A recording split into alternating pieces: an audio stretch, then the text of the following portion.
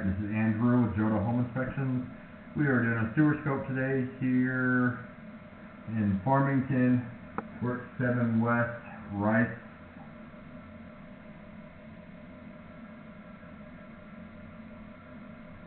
Lane. We have the camera pushed out 85 feet to the city connection. Now we're going to pull it back and record it and see what we find. So this first connection point is where it goes from your lateral line into the main city line. Looks like a good connection there.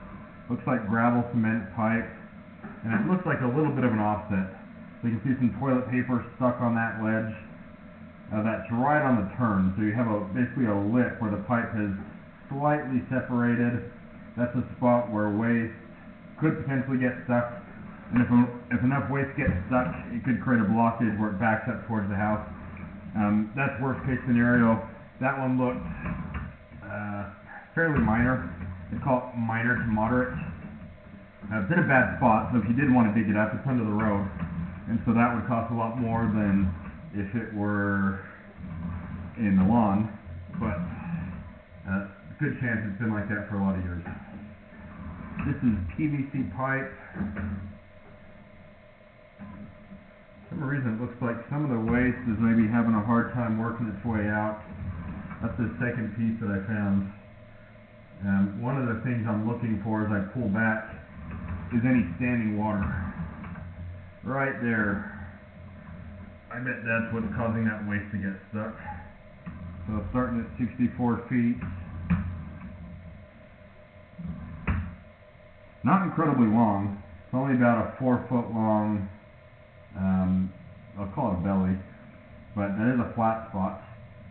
And so when you have a flat spot, it makes it so that waste could get stuck there, kind of like an offset. If enough waste gets stuck, it can create a backup where it backs up into the house. That's a clean out, and so that's another access point. A lot of times it's right outside the foundation. We're still 60 feet out, so I think that one might be even further out. But in either case, it's good to have clean outs. I didn't see it outside, so there's a good chance that it's been cut off and buried, but you could always have it located and then dug up. This is usually the point where it transitions under the foundation, when it goes from the PVC to ABS. ABS is what was used in the house and under the slab.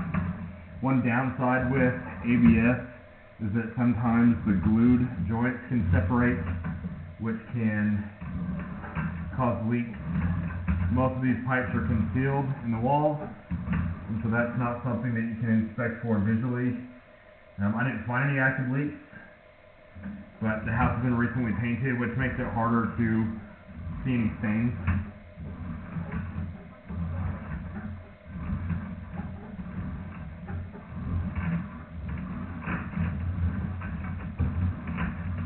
Looks like good grade under the house as well.